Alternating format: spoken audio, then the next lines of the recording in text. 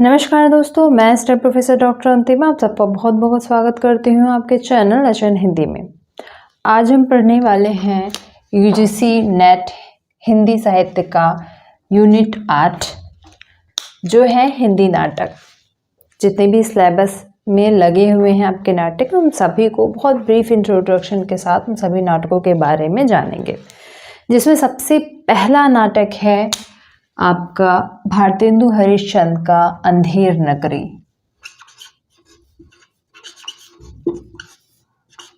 अंधेर नगरी, इसके लेखक हैं भारतेंदु हरिश्चंद्र। आधुनिक काल में अगर बात करूं तो सबसे पहला इंटरेस्टिंग नाटक था ये। 1881 में लिखा गया है ये नाटक। 1885 में भारतेंदु जी की मृत्यु हो जाती है, हम जानते हैं। तो 1881 में ये लिखा गया ये नाटक। कहा जाता है ये नाटक एक दिन में लिखा गया था। एक दिन में ये नाटक लिखा गया और उसके बाद वहीं ये नाटक उसके अगले दिन इस नाटक को खेला गया था। यह नाटक भारतेंदु हरिश्चंद्र ने उस समय की भारतीय व्यवस्था में फैले हुए भ्रष्टाचार, सामाजिक असंतोष के बारे में लिखा है और शासन जिस प्रकार से उस समय चल रहा था उसको आधार बना करके ये नाटक लिखा गया। कुछ सीमित पात्रों के साथ ये नाटक लिखा गया है। टोटल 6 अंक हैं इसमें और सभी छोटे छोटे हैं, छोटे छोटे 6 अंक हैं। 6 अंक में लिमिटेड पात्र 5-6 जो मुख्य पात्र हैं उनके द्वारा ये कहानी बताई जाती है। कहानी की पृष्ठभूमि है कि एक शहर है जिसमें एक बड़े महंत के 2 शिष्य आते हैं, जिसमें एक है गोवर्धन दास और दूसरा है नारायण दास। दोनों उस शहर में आते हैं देखने। उस नए शहर के में जैसा कि महंत के शिष्य करते हैं, ज्ञान फैलाते हैं और भिक्षा वगैरह लेते हैं, उसी प्रक्रम में वो वहाँ पर आते हैं। तो वो जो शहर में गोवर्धन दास जो चीज़ों को देखता है तो वहाँ पर वह यह पाता है कि हर चीज़ यहाँ पर एक ही भाव में बिक रही है।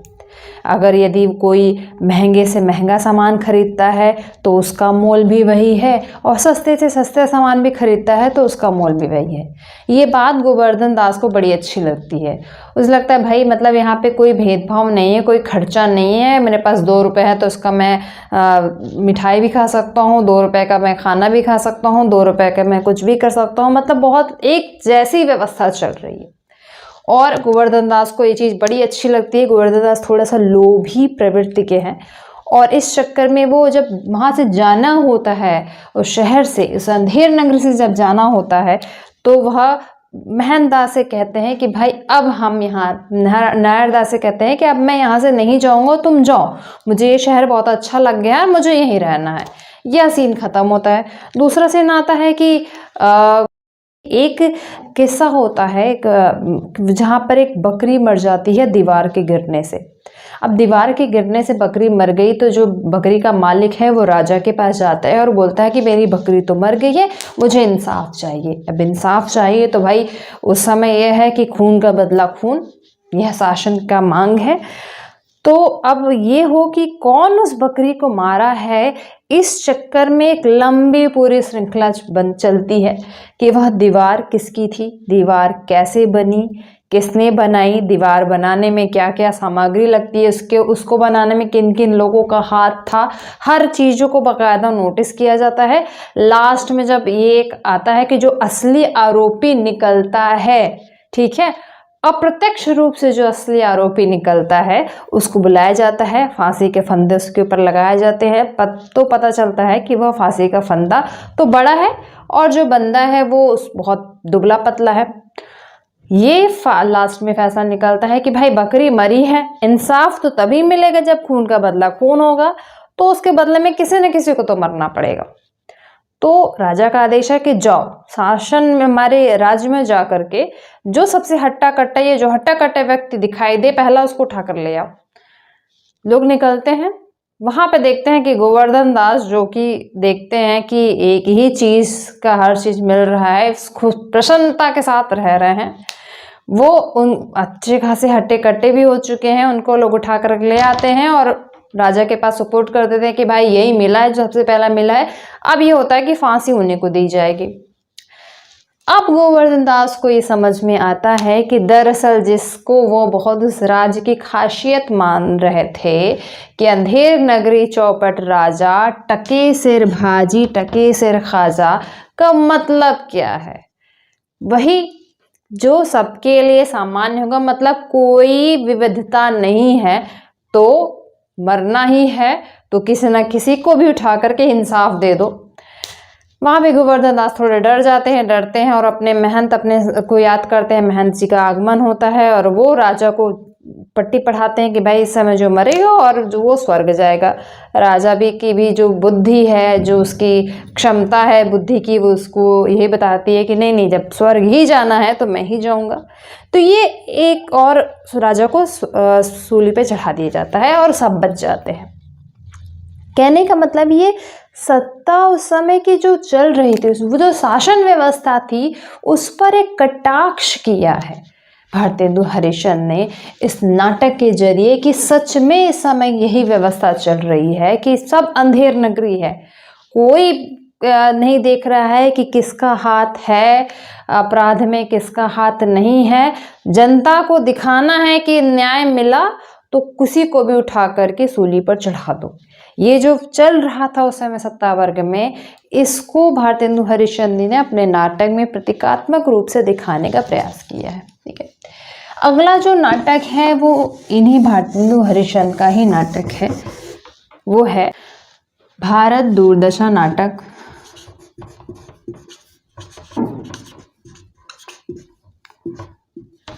यह नाटक अंधेर नगरी से पहले आया था, 1876 में है। 6 अंक में, ये भी 6 अंकों में ये नाटक विभाजित है, छोटे छोटे 6 अंक हैं। इस नाटक में भारतेंदु हरिश्चंद्र ने खुले रूप में भारत की दुर्व्यवस्था के बारे में बताया। बहुत प्रतीकात्मक पात्र लिए हैं इस नाटक की। ये सबसे बड़ी खासियत है कि यह एक प्रकार से व्यंग्य है। ठीक है, व्यंग रूप में इन्होंने ये बात कही है। इसको रूपक रूप भी कहते हैं। ठीक है, रूपक भी कहते हैं। इसी प्रकार से अंधेर नगरी को प्रहसन कहा जाता है। अंधेर नगरी जो नाटक अभी हमने पढ़ा उसको प्रहसन कहा जाता है। भारत दुर्दशा को रूपक का की संज्ञा भी दी गई। नाटक के कई भेद होते हैं, 10 भेद होते हैं, उसमें रूपक और ये कहते हैं प्रहसन भी मुख्य हैं। तो ये रूपक शैली में लिखा है इन्होंने। इसमें उन्होंने भारत जो मुख्य पात्र है वही उन्होंने दिया है कि एक पात्र है भारत, स्वयं भारत, जो अपनी कहानी बता रहा है। वह नायक के रूप में है, वो अपनी बातें बता रहा है और कहीं ना कहीं नायक की जो दुर्व्यवस्था है उसके बारे में होगा कि किस भारत जो था वो पहले कितना समृद्ध राज्य था और किस तरीके से होता जा रहा है। अगला जो आता है पात्र इसी में भारत दुर्दैव, यह नेगेटिव पात्र है। ठीक है, नकारात्मक पात्र है, यह कह सकते हैं विलन है यहाँ का, जो भारत की दुर्व्यवस्था का पूर्ण रूप में जिम्मेदार है। और इसके ही कुछ साथी हैं जैसे डिसलॉयल्टी, एक इस नाम का भी एक पात्र इसमें आपको मिलेगा। ये पूछा भी जाता है एग्जाम में कि डिसलॉयल्टी पात्र किसमें है। निर्लज्जता, सत्यानाशी फौज जो है वो सब इसी भारत दुर्दैव के ही सहयोगी हैं, जिसने भारत की व्यवस्था को या भारत की दुर्दशा के जो जिम्मेदार हैं। इसके अलावा अगला जो इम्पोर्टेंट पात्र इसमें आता है वो है भारत भाग्य। ये भारत के उज्जवल भविष्य की कामना करता हुआ यह भारत का सहयोगी पात्र है, कह सकते हैं, जिसने भारत में के उज्जवल भविष्य को लेकर के यह बात करता है या उसका संकेत देता है। ठीक है, ये पूरी तरीके से ये जो नाटक है ना, इसको हम राजनीतिक कटाक्ष भी कह सकते हैं। पहला राजनीतिक कटाक्ष रूप से यह नाटक लिखा गया था। इसकी खासियत ये है कि इसमें बीच बीच में पद दोहों का भी प्रयोग हुआ है। ठीक है, तो वह दोहा जो है वो ब्रजभाषा में लिखा है इन्होंने, ठीक है। और इस नाटक की जो बोली है वो है खड़ी बोली, ठीक है। तो नाटक की बोली खड़ी बोली है और इसमें जो दोहे का प्रयोग किया है वो है ब्रजभाषा का। और दोहा भी अलग से आपको इसमें पूछता है कि किसका है, किस नाटक में ये लिया हुआ है, तो इसको आप ज़रूर अच्छे से देख लेंगे, ठीक है। अगला जो नाटक आपके सिलेबस में दिया है, 3 महत्वपूर्ण नाटक हैं नाटक सम्राट जयशंकर प्रसाद के।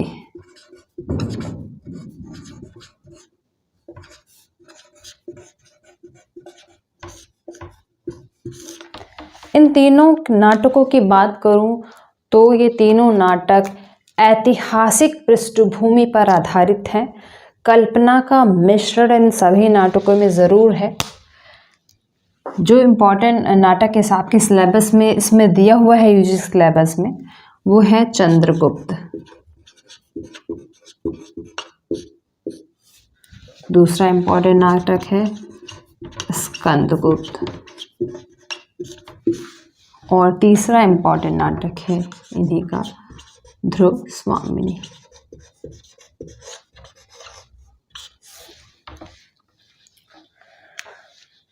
यह तीनों नाटक ऐतिहासिक और काल्पनिक मिश्रित है, ऐतिहासिक पृष्ठभूमि से रिलेटेड है। कुछ कथानक, कुछ पाठ जो है वो उसके कुछ पात्र भी इसके काल्पनिक हैं। इसमें सबसे पहले हम चंद्रगुप्त नाटक की बात करें तो चंद्रगुप्त नाटक जो है वो 1931 में इन्होंने लिखा, जिसके टोटल 4 अंक हैं, 4 अंक में है। ये कहानी पूर्णतः चंद्रगुप्त मौर्य पर ही आधारित है। किस प्रकार से वह सिकंदर से स्टार्ट होती है ये नाटक, सिकंदर का आक्रमण किस प्रकार से होता है भारत में और किस प्रकार से उसकी सत्ता जो है वो धीरे धीरे फैलने लगती है। सेल्यूकस से आक्रमण होता है, चंद्रगुप्त का उदय होता है, वो बनते हैं चाणक्य ने उनको कैसे सृजित किया है, और उसके बाद चंद्रगुप्त का लड़ाई होता है इस सिकंदर की सेना से, और चंद्रगुप्त विजयी होते हैं और अपने सत्ता शासन की प्रतिस्थापना करते हैं यहाँ पर। तो इस पूरे क्रम में यह नाटक जो है वो स्पष्ट रूप से बताया गया है। ऐतिहासिक नाटक है। इसमें जो है हम प्रसाद की प्रगतिशीलता को भी देखते हैं, क्योंकि प्रसाद इसमें आप देखोगे कि स्त्री पात्र भी युद्ध भूमि में आपको जाते हुए दिखाई देंगे। तो अच्छा प्रगतिशील नाटक है। इम्पॉर्टेंट अगर कैरेक्टर की बात करूँ तो बहुत सारे इम्पॉर्टेंट कैरेक्टर हैं। इन तीनों नाटकों में अलग अलग पात्र हैं और सभी पात्र, मैक्सिमम पात्र जो हैं वो महत्वपूर्ण हैं और उनको उठा करके पूछ लिया जाता है। तो इन सभी नाटकों के पात्रों की सूची आप अलग से ज़रूर बना लेंगे। जैसे चंद्रगुप्त में बात करूं तो चंद्रगुप्त नाटक में स्वयं चंद्रगुप्त हो गए, चाणक्य हो गए, आम्भिक, अलका, कॉर्नेलिया। महिला पात्रों में बात करूं तो पोरस, पर्वतेश्वर, इस तरह के कई सारे पात्र हैं। कम से कम हम अगर संख्या में देखें तो 20-25 पात्र ऐसे हैं जो चंद्रगुप्त में इम्पॉर्टेंट हैं, जो पूछे जाने की भी जिनकी संभावना है। और चंद्रगुप्त में ही नहीं, स्कंदगुप्त और ध्रुव स्वामिनी में भी पात्र की जो श्रृंखला है वो लंबी है। ध्रुव स्वामिनी में तो अपेक्षाकृत कम है, लेकिन चंद्रगुप्त और स्कंदगुप्त दोनों में जो पात्रों की श्रृंखला है वो लंबी है। उसको आप अलग से लिख करके ज़रूर याद कर लेंगे, ठीक है। अगले नाटक में हम पहुंचते हैं, वो है स्कंदगुप्त। 1928 में लिखा गया था ये, ठीक है। इसमें बात करें तो टोटल 6 अंक हैं। इसमें बात करें तो हम 5 अंक हैं, ठीक है। प्रसाद के नाटकों की एक और विशेषता है कि प्रसाद अपने नाटकों में बीच बीच में ना गीत का भी उसको और इंटरेस्टिंग बनाने के लिए गीत का भी प्रयोग करते हैं। पात्रों द्वारा गीत है और कोरस में कई सारे गीत जो हैं उन्होंने अपने नाटकों में गवाए हैं। तो इसकी अगर हम बात करें तो चंद्रगुप्त में टोटल 13 गीत आपको मिलेंगे। वहीं स्कंदगुप्त में 7 गीत मिलते हैं। ठीक है, स्कंदगुप्त नाटक की बात करें तो यह नाटक जो है वो स्कंदगुप्त द्वारा, जब स्कंदगुप्त इसके मुख्य पात्र हैं, स्कंदगुप्त द्वारा उस समय के जिस तरीके से गुप्त वंश जो है वो कहीं ना कहीं विलुप्त होता जा रहा था और बहुत गुप्त साम्राज्य जो पहले से बहुत बड़ा साम्राज्य है वो धीरे धीरे कहीं ना कहीं बिखरता जा रहा है, उसको एक करने में और उस समय जो बाहरी आक्रमण हो रहे थे भारत में इनके राज्य पर, उसको से जीत कर अपने राज्य की पुनर्स्थापना करने में स्कंदगुप्त का कितना बड़ा योगदान है। किस प्रकार स्कंदगुप्त बाहर की सभी लड़ाइयों को जीतते हैं और इस जीतते जीतते कहीं ना कहीं चंद्रगुप्त अपने स्वयं के निजी जीवन की लड़ाई को नहीं बचा पाते हैं, वह उसमें हार जाते हैं। तो इसका बहुत सुंदर वर्णन जो है वो आपके इस क्या कहते हैं इस नाटक में आप देख सकते हैं। मुख्य पात्रों की बात करूँ तो वही पात्रों की लंबी श्रृंखला है। इसकी सूची मैं आपको अलग से दे भी दूंगी, आप उसको एक सूची, एक दोहे के रूप में, क्रम रूप में उसको तैयार कर लेंगे। स्कंदगुप्त हो गए, कुमारगुप्त, मातृगुप्त, जिसको कालिदास जो बाद में जो नाम होता है, इस तरह के कुछ महत्वपूर्ण पात्र हैं जो इसे इम्पॉर्टेंट है। खास उसके अलावा महिला पात्र भी महत्वपूर्ण है। अगले नाटक की हम बात करें तो वो है ध्रुवस्वामिनी। ध्रुवस्वामिनी नाटक 1933 में लिखा है इन्होंने। 3 अंक का नाटक है, अपेक्षाकृत छोटा बट बहुत महत्वपूर्ण नाटक है। इस नाटक की मुख्य पात्र ध्रुवस्वामिनी, जिसका विवाह रामगुप्त से होता है। हालांकि ध्रुवस्वामिनी रामगुप्त के ही छोटे भाई चंद्रगुप्त से प्रेम करती है और चंद्रगुप्त भी ध्रुवस्वामिनी से प्रेम करते हैं, लेकिन परिस्थिति अनुसार चूंकि रामगुप्त बड़ा है इसलिए ध्रुवस्वामिनी का विवाह रामगुप्त से हो जाता है। रामगुप्त कायर प्रवृत्ति का मनुष्य है, इतना कायर है कि एक बार जब अन्य राज्य के जो शकराज हैं, शकराज का जब आक्रमण होता है और वह उस आक्रमण में ध्रुवस्वामिनी को जब वह मांगता है अपने लिए, तो वह उससे भी लड़ाई नहीं लड़ पाता और ध्रुवस्वामिनी को अपने राज्य की रक्षा के लिए, अपनी निजी रक्षा के लिए और ध्रुवस्वामिनी को भेजने के लिए भी तैयार हो जाता है कि ठीक है ले जाओ। मतलब उसके अंदर लड़ाई का कोई भी साहस नहीं है, क्योंकि वह बस बड़ा है इसलिए वह राजा भी है और उसका विवाह भी ध्रुवस्वामिनी से हो रहा है।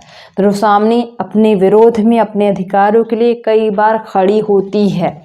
यह जो साहस है वो प्रसाद के नाटकों में आपको ज़रूर दिखाई देगा कि प्रसाद अपने नाटकों की, अपने कहानी को, अपने कथाओं की महिला पात्र को सशक्त बनाने में बहुत महत्वपूर्ण रोल अदा करते हैं।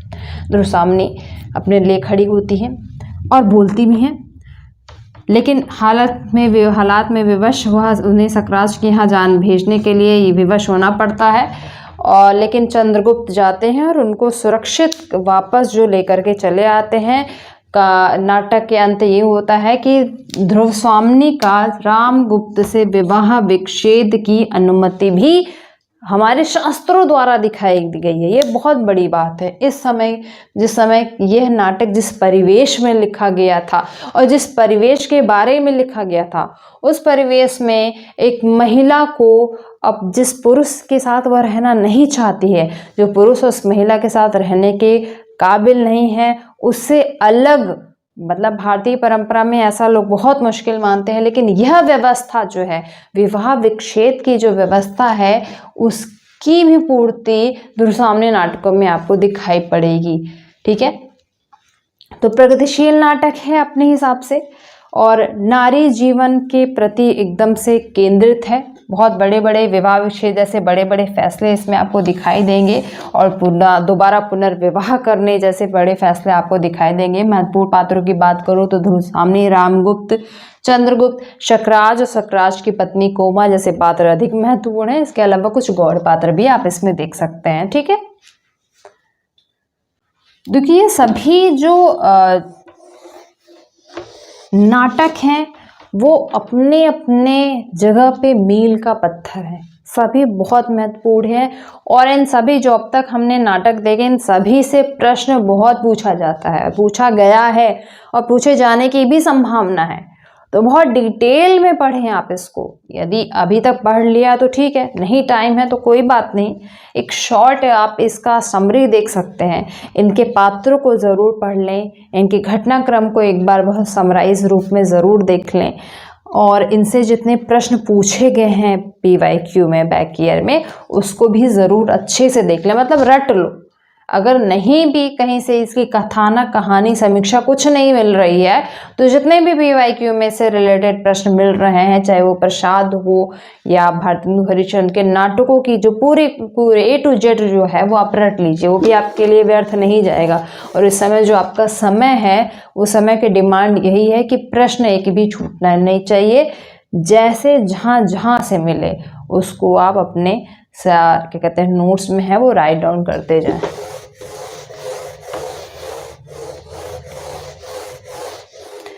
अगले नाटक की बात करूं तो अगला भी बहुत महत्वपूर्ण नाटक है, धर्मवीर भारती का अंधा युग।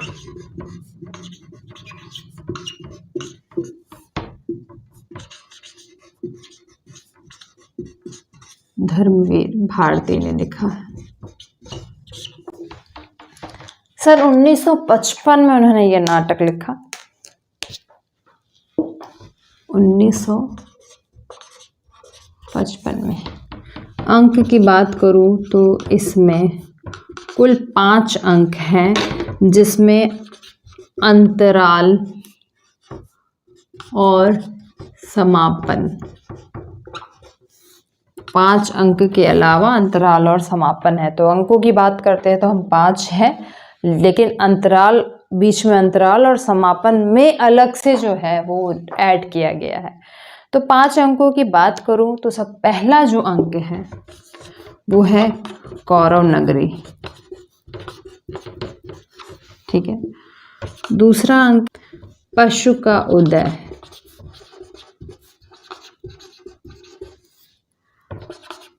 तीसरा है अश्वत्थामा का अर्ध सत्य का अर्ध सत्य। फिर आपका आ जाएगा अंतराल,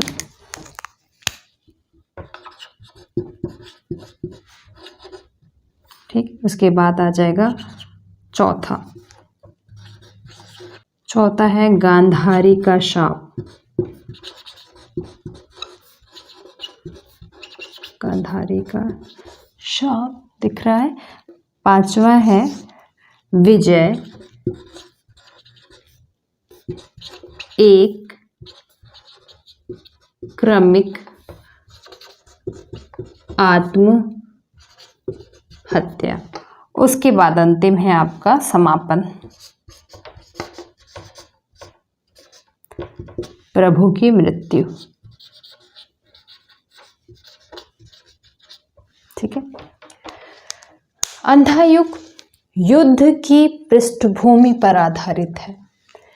कैसे युद्ध जब होता है उसकी क्या त्रासदी होती है, उसका क्या परिणाम होता है, युद्ध की क्या विभीषिका है, उस पर ये आपका पूरा का पूरा नाटक आधारित है।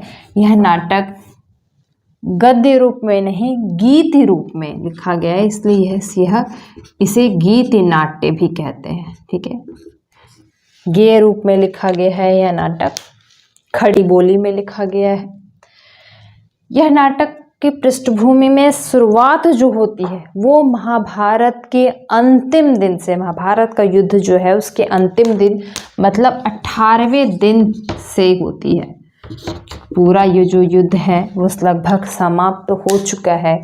बहुत सारे लोग, बड़े वीर प्रसिद्ध लोग जो हैं वो मारे जा चुके हैं और अब कुछ लोग बचे हैं। ऐसे में युद्ध का परिणाम जो है वो एकदम स्पष्ट है और दिख रहा है। राजभवन में एक तरफ बैठे हैं गांधारी और धृतराष्ट्र, जो अपने जीवन को कोस रहे हैं, अपने फैसलों को कोस रहे हैं और कहीं ना कहीं वो इन सब चीज़ों के लिए, खासकर गांधारी को आप देख सब सुनेंगे तो गांधारी इन सब चीज़ों के लिए बार बार कृष्ण को आरोपित करती हैं और कृष्ण को वह श्राप भी देती हैं। ये आप यहाँ पे देखेंगे किस प्रकार से कौरव नगरी जो है वो कौरव नगरी जो पूरा उदासी और मातम में हो गया है। और उसकी छोटी छोटी जो कथानक हैं वो आप इसमें देखते हुए चलेंगे। लास्ट में जो बचते हैं उनका क्या है, उनकी क्या स्थिति होती है इस कहानी में, वो इस महाभारत में आप देख सकते हैं। प्रमुख पात्रों की बात करूं तो प्रमुख पात्रों में कृष्ण, गांधारी, धृतराष्ट्र, विदुर, युयुत्स, अश्वत्थामा, संजय और प्रहरी। कुछ प्रहरियों की बातचीत दिखाई जाती है कि दो तीन प्रहरी, ये सब कुछ मुख्य पात्र इसमें आपको दिखाई देंगे। पूरे युद्ध का जो परिणाम है वो भी सामने आ चुका है और कैसे उसके बाद एक एक लोग जो है वो मृत्यु की ओर स्वेच्छा से जाने लगते हैं। जो आप मूल जो महाभारत है उसी से प्रेरित होकर के ये पूरा लिखा है। और लास्ट में जब समापन होता है तो कैसे एक बहेलिये द्वारा श्री कृष्ण को मार करके उनकी पैरों पैर वो तीर लग जाता है और उससे उनकी मृत्यु हो जाती है। यहाँ तक पूरे दिया गया, ये कहानी जो है वो स्पष्टता इसमें दिखाई दी है। तो बड़े रोचक तरीके से उन्होंने दिखाया है कि किस प्रकार जो युद्ध है या फिर युद्ध में आस्था और अनास्था दो तरीके के जो प्रश्न हैं उठते हैं कि किस पे आस्था रखी जाए और किस पे आस्था नहीं रखी जाए, और आस्था और अनास्था का क्या परिणाम होता है, साथ ही क्या परिणाम होता है अति महत्वाकांक्षा का, पुत्र मोह का। गांधारी और धृतराष्ट्र के पुत्र मोह का वह धृतराष्ट्र कहते हैं स्वयं को कि हम सब इस अंधेपन से जो है वो निकल कर के आए हैं। धृतराष्ट्र का अंधापन, गांधारी का अंधापन वह केवल नेत्रों का अंधापन नहीं है, वह दरअसल उनके पुत्र मोह का अंधापन है। वह है अंधापन उनके स्वार्थों का। तो इन सभी की जो परिणति होती है वह किस प्रकार से सामने आती है और उस पर जो विलाप है, एक क्या कहते हैं माता पिता का विलाप देखेंगे। एक संपूर्ण जो राज्य है किस प्रकार जो अंधेरे में डूबता चला आता है और युद्ध का क्या परिणाम होता है, युद्ध किस उद्देश्य के साथ शुरू किया जाता है और अंतिम में उसका क्या परिणाम होता है। यह कहानी, यह जो बात है इस नाटक के ज़रिए धर्मवीर भारती ने दिखाने का प्रयास किया है। तो बहुत अच्छा है नाटक, छोटा भी है, बहुत बड़ा नहीं है, ये शैली में लिखा गया है और इसमें बहुत सारे जो हैं वो मंचन भी हुए हैं। तो इसको आप ज़रूर पढ़ें। इससे रिलेटेड जितने भी प्रश्न हैं आने के बहुत ज़्यादा संभावना है कि इससे प्रश्न आए। पंक्ति उठा करके इसके दे देता है कि यह पंक्ति कहाँ की है, इनफैक्ट किसने कही है वो पंक्ति, किसके द्वारा वो पंक्ति कही गई है। तो आप कम से कम गांधारी और धृतराष्ट्र और विदुर की कुछ पंक्तियाँ जो हैं इम्पोर्टेंट वो ज़रूर से देख लेंगे। भले अंतिम समय है, कम समय है, उसके बावजूद भी आप ज़रूर से देख लेंगे, ठीक है। अगले हम नाटक की बात करें तो वह है सिंदूर की होली।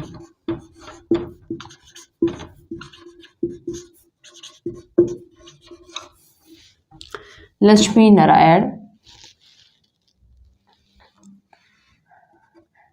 नारायण मिश्र।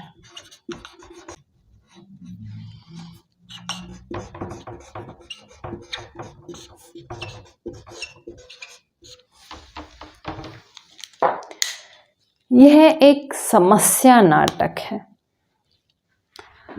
1934 में लिखा था इन्होंने। इसी समस्या नाटक नाम से ज़्यादा हम लोग प्रचलित है, ये समस्या नाटक है। विद्वानों के अनुसार इस नाटक पर पाश्चात्य विद्वान बर्नार्ड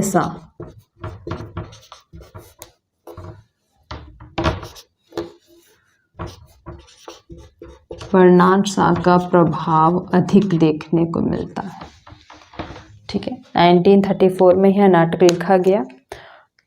2 अंक में है, छोटा सा नाटक है, बहुत बड़ा नहीं नाटक नहीं है। इस नाटक में मूलतः नारी के, स्त्री की समस्याओं के बारे में बताया गया है। स्त्री की क्या क्या समस्या होती है सामाजिक रूप से, स्त्री और पुरुष का जो भेदभाव है उसको बताया गया है कि कितना वैषम्य है, स्त्री और पुरुष के संबंध कैसे होते हैं, कैसे होने चाहिए, और सामाजिक रूप में उनमें कितनी विषमता है जिसका भी दुष्परिणाम स्त्रियों को ही झेलना पड़ता है। यह दिखाया गया है। कुछ महत्वपूर्ण पात्र जैसे मुरारी लाल जो कि पेशे से डिप्टी कलेक्टर है। पात्र है रजनीकांत जो कि बहुत ईमानदार युवक है, नए ज़माने का ईमानदार युवक है। अगले पात्र है चंद्रकला जो कि इन्हीं मुरारी लाल की बेटी है और रजनीकांत से प्रेम करती है। और है भगवंत सिंह